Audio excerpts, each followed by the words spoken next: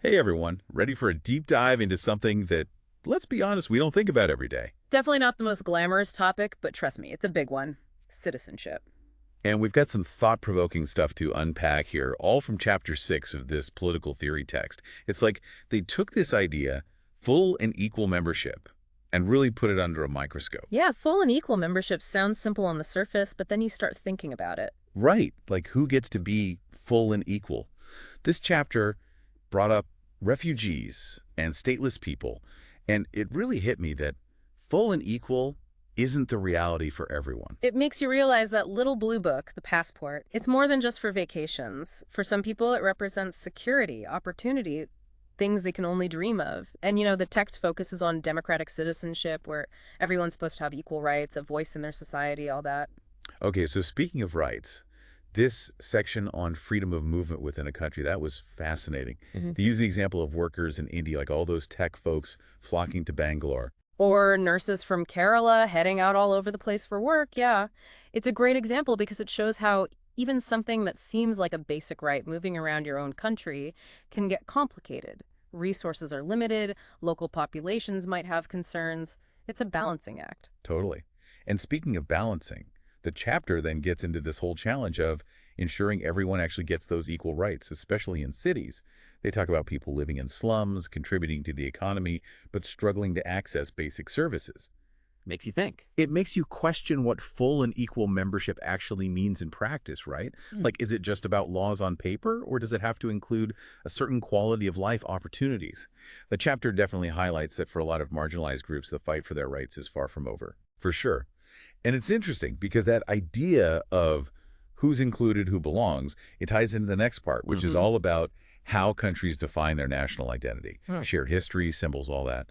But even in a diverse country like India, which the text points out tries to be really inclusive, figuring out a national identity that works for everyone is tough. Absolutely. They even bring up examples like France, with all the debates about religious symbols in schools. Shows you even countries that aim for inclusivity, they hit these roadblocks when trying to define who they are. It's almost like they're trying to assemble a puzzle, but the pieces. Don't quite fit together neatly. Yeah, and that takes us to this really interesting idea, global citizenship. And this is where things get really interesting for me. Because we're talking about climate change, pandemics, stuff that ignores borders completely. So the text asks this big question. In today's world, is being a citizen of a country even enough anymore? More and more people are asking that. The chapter talks about how we're all connected now, how this idea of global citizenship is gaining traction. It acknowledges that the big problems we face, they require everyone working together, a sense of shared responsibility. It's like we're not just citizens of our own little countries anymore. We're part of this We're a massive. global community, right? And the text gets into how countries are grappling with this, like how they decide who gets to be a citizen in the first place. Because they might say they support universal citizenship, but then have all these rules and regulations. Exactly. The chapter even mentions how some countries factor in things like religion or ethnicity, which just adds another layer of complexity. Trying to balance being welcoming with preserving a certain national identity, it's tough. But speaking of different approaches, the text contrasts this with how India handles citizenship, describing it as more democratic and inclusive. Which makes sense given their history, right? India, from the beginning, was founded on this idea of embracing huge diversity. The text talks about how their constitution aimed for full and equal citizenship for everyone. Scheduled castes, scheduled tribes, women. Wow, so they were really trying to make this model of inclusivity on a national scale. It seems like it. They even included protections for religious and linguistic minorities, which is really interesting when you compare it to those countries struggling with religious symbols and all that. Like, India decided diversity was a strength, not something to be afraid of. Fascinating. It makes you wonder if other countries struggling with diversity could learn something from that approach. Definitely something to consider. But before we get too far down that road, let's shift gears a bit and talk about how the text portrays stateless people. Oh man, that part was tough to read. It really lays out the reality, risking their lives to cross borders, living in limbo in those camps, denied basic rights. It's a whole other side of this citizenship coin. It is. The chapter really makes you feel how vulnerable you are without a state to back you up. And it points out something really important. No matter how strict immigration laws get, people will always be on the move, whether it's fleeing conflict, persecution, or just hoping for a better life. And without that safety net of citizenship, they're just left so incredibly vulnerable. The text asks this really powerful question. Can citizenship, the way we understand it now, even help these people? It's a question that really sticks with you, especially with all the challenges our world is facing. It really gets you thinking, like, are our systems even equipped to handle this? And the text doesn't shy away from that. It actually goes on to question if we need a whole new system, especially with these global challenges becoming more and more urgent. Right. This is where that global citizenship idea comes back in. The chapter highlights how interconnected everything is, like technology, communication. It's created the sense of like a shared responsibility that goes way beyond just your own country. It's like we're all connected now, whether we like it or not. Exactly. And they use the example of the Asian tsunami, all that global aid that poured in, as a sign that people are starting to think more globally. Yeah, like maybe we're not just citizens of our own countries. Maybe we're Citizens of the world. It's a nice thought, and the text definitely acknowledges that more and more people are thinking about it. But it's still a pretty big leap, going from that idea to actually making it work. Right. The text doesn't get into the nitty-gritty of how it would actually work in practice. It's more like it plants the seed, this idea that maybe, just maybe. We could create a system that's actually fair for everyone. Exactly.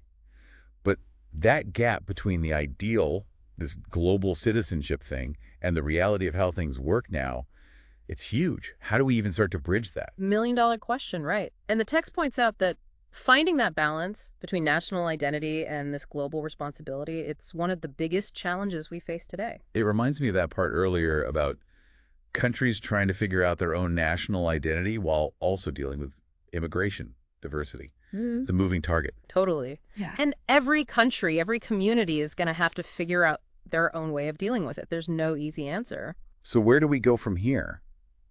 If our current systems aren't really working and this global system feels a long way off, what are our options? Well, the text doesn't give a step-by-step guide, but it does encourage us to think about our own roles, our own responsibilities, like what can we do right now with the systems we have? So it's about personal action. In a way, yeah. It's about recognizing that citizenship, no matter how you define it, it comes down to how we treat each other. It's about our responsibilities to each other. Exactly. Whether it's pushing for more inclusive policies in our own countries, supporting refugees. Or just trying to understand people who are different from us. Exactly. Every little thing counts. And you know, this whole conversation got me thinking about something else the text mentioned. We talked about statelessness, how awful it is not to have a country. But what about when you do have a country, but you still don't feel like you belong? Like you're a citizen on paper, But you still feel like an outsider. Yeah, the text touches on that, how people can feel disconnected from their own country. Sometimes it's because of historical injustices, discrimination. Sometimes it's just not feeling seen, not feeling heard. And that can happen even if you have a passport, even if you have all the legal rights. Absolutely. And the text argues that fixing that feeling of alienation, it's crucial if we want a more just and inclusive world for everyone. So it's not just about laws and policies, it's about creating a society where everyone feels Like they belong, like They- they matter. Yeah. And that sense of belonging, it can mean different things to different people. it's about feeling connected to your community, your culture. And feeling valued for who you are, no matter your background. It takes work, open communication, empathy, being willing to challenge our own biases. Building bridges instead of walls. Exactly. And that brings us back to the heart of what we're talking about, this whole citizenship thing. It's about recognizing our shared humanity, that we're all connected, and that we have a responsibility to make the world a better place for everyone. It's a powerful message, for sure.